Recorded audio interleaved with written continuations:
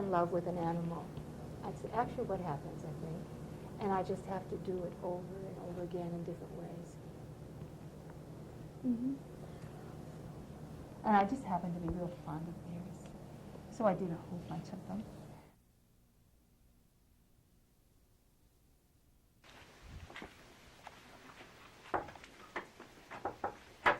Oh, hello. I'm Nancy. I'm Cory. And Come in. Come in. I'm glad you could come today. And this is our welcoming friend. And this is the studio up here.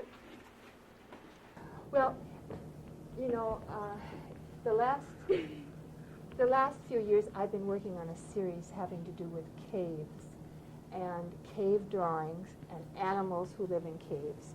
And it started by just reading two wonderful books, which I can give you the names of afterwards because I know you'd both be interested in. And so I did a whole series of 10 paintings of bears in caves. And the bears are, in the other pieces, are showing their children their history, because these are cave bears up here, right here.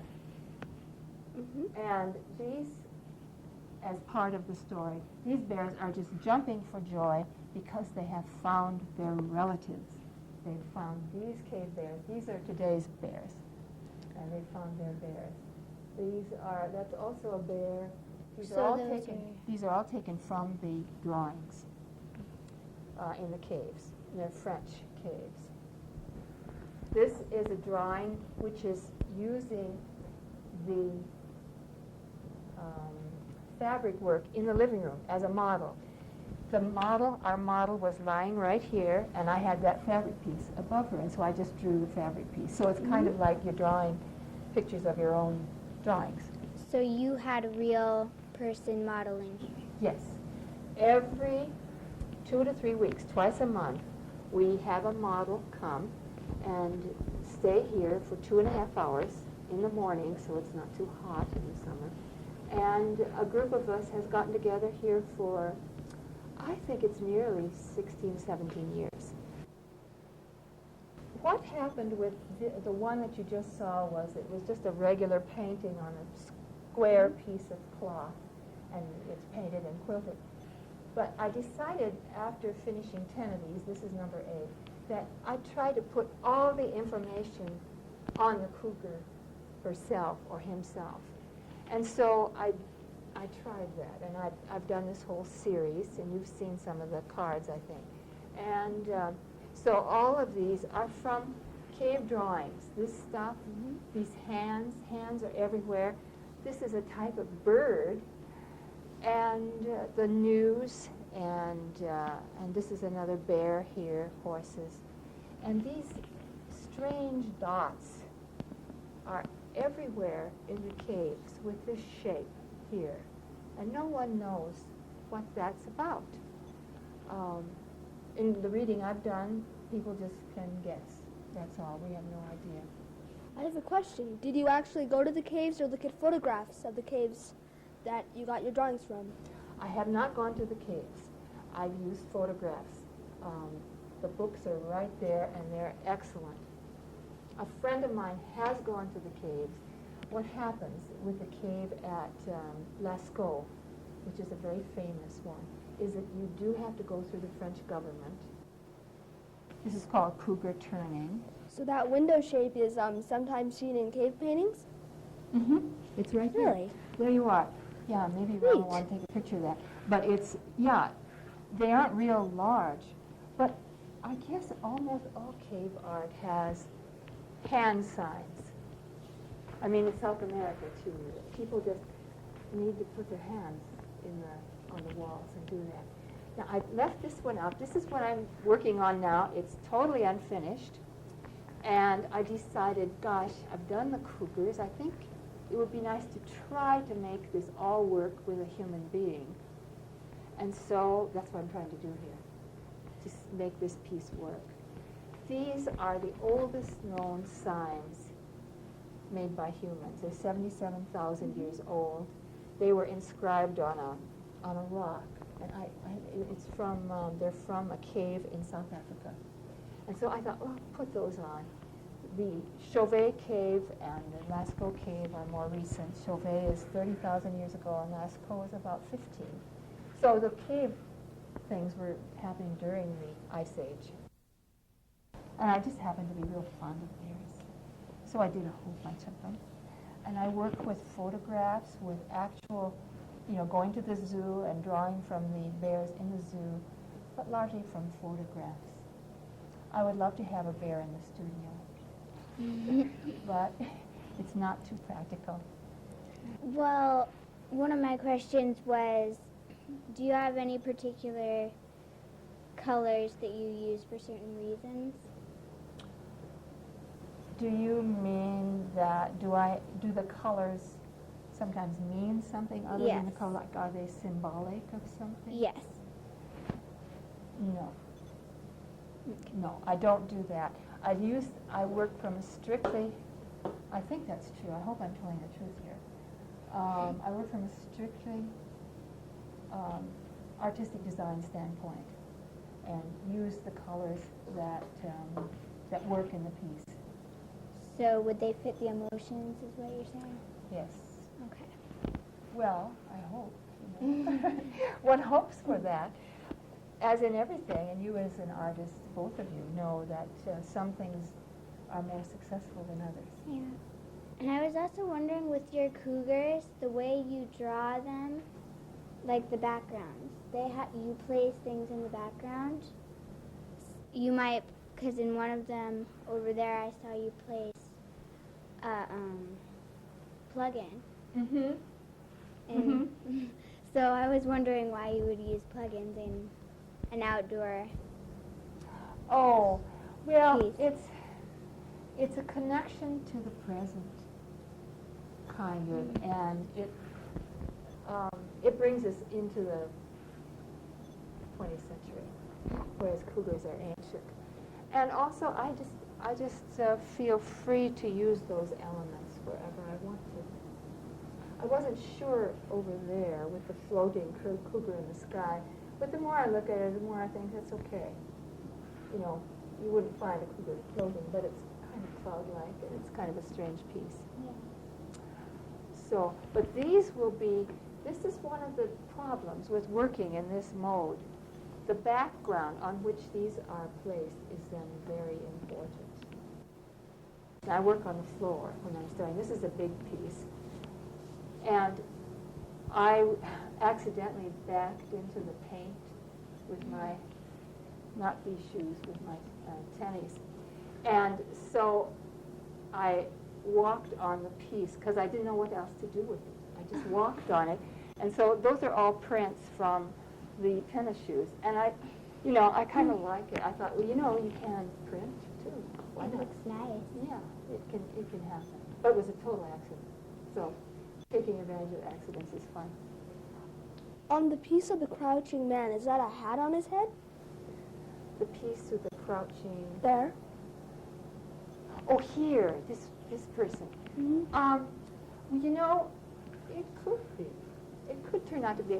I had envisioned it as hair. This is the drawing from the model.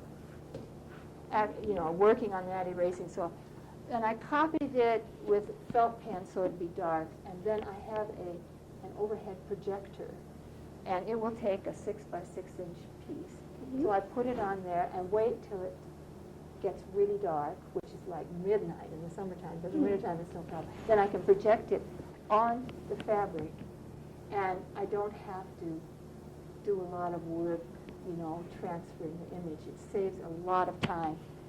And so that's how that's done. And I've worked that way quite a bit. This piece was done that way too. I did the drawing, the basic bear drawings first, and then went with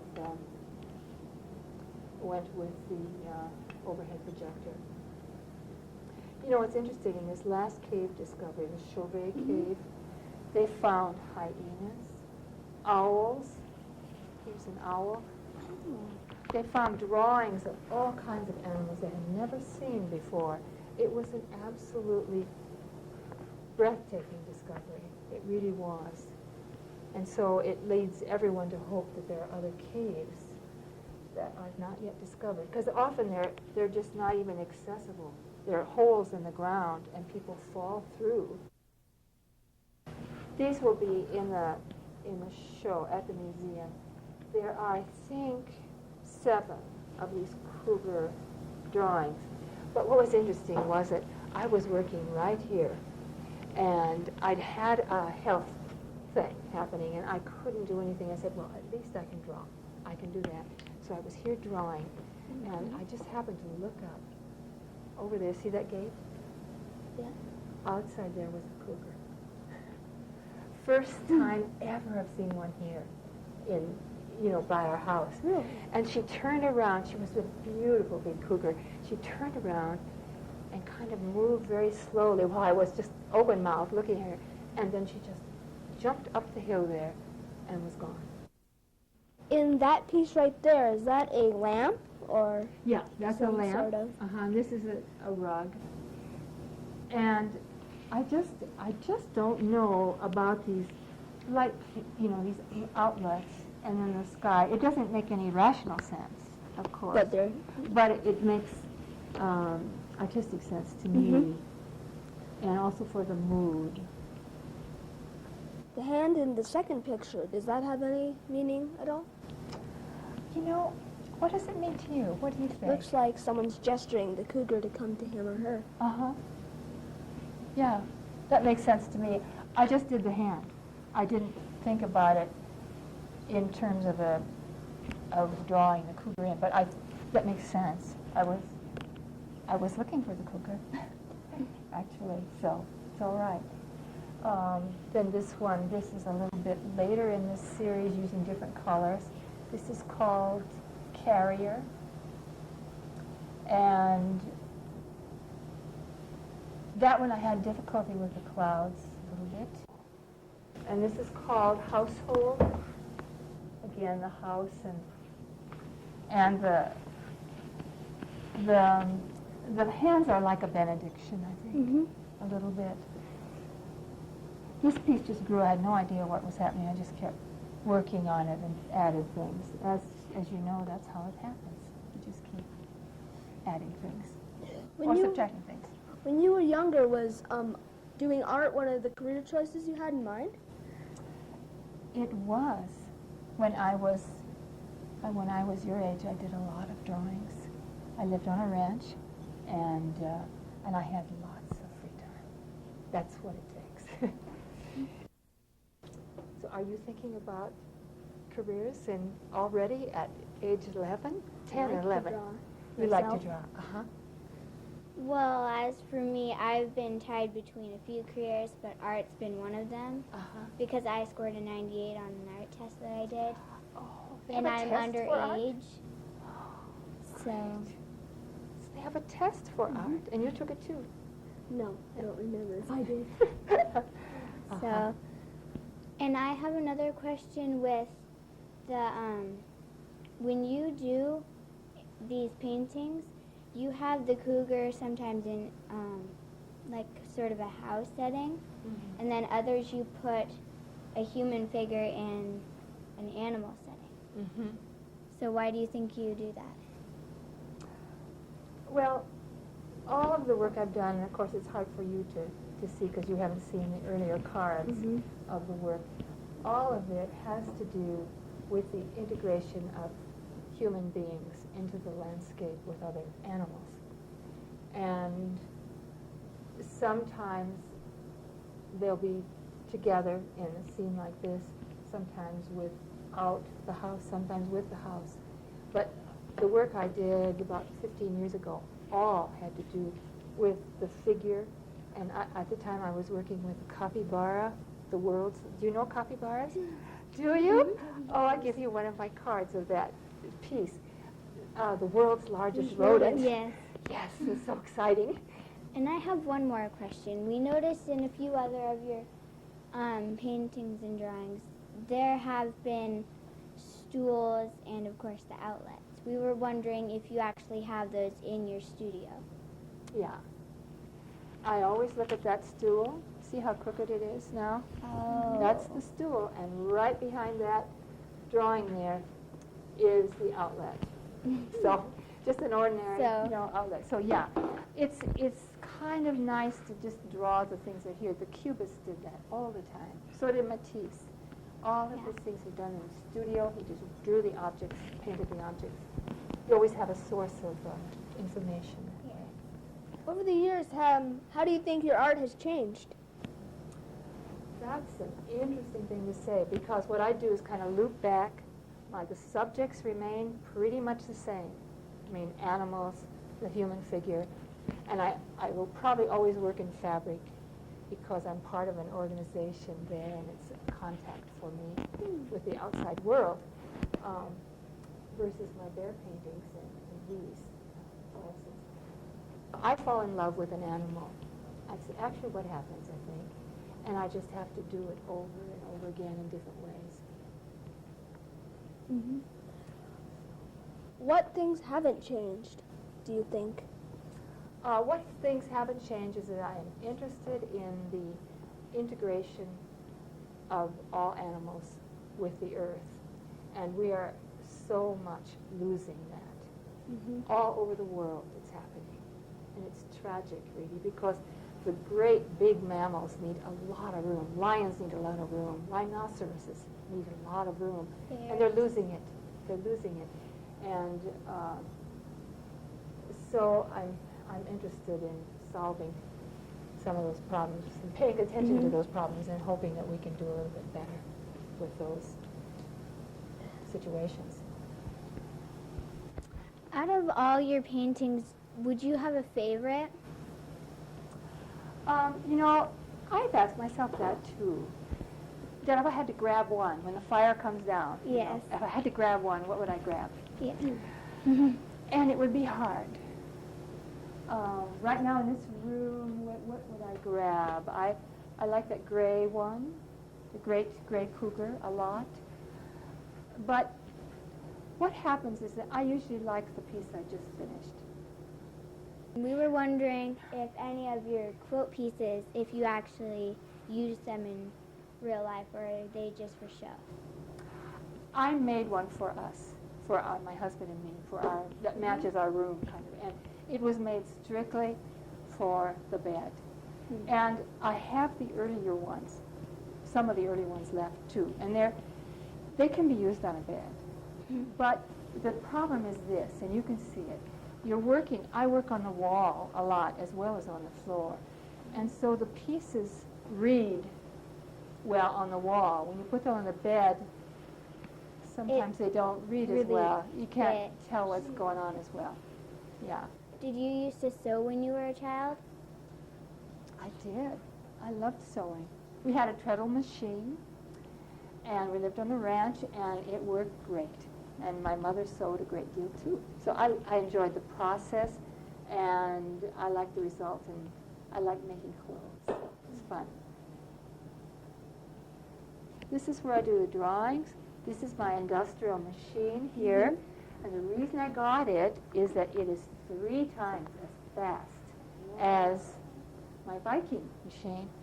And I've just found it to be a great help. And also the zigzag stitch is about this wide. So you can actually make a line with this machine. One of my questions, do you have anything to say to 5th graders who will be coming to your art project museum next year? To take a tour? To take a tour next October, November, December. Oh, I would just say we are delighted that you come, and that just relax and let the painting soak in, and ask your friends questions. Ask questions all the time. If I'm there, I'll try to answer them, certainly.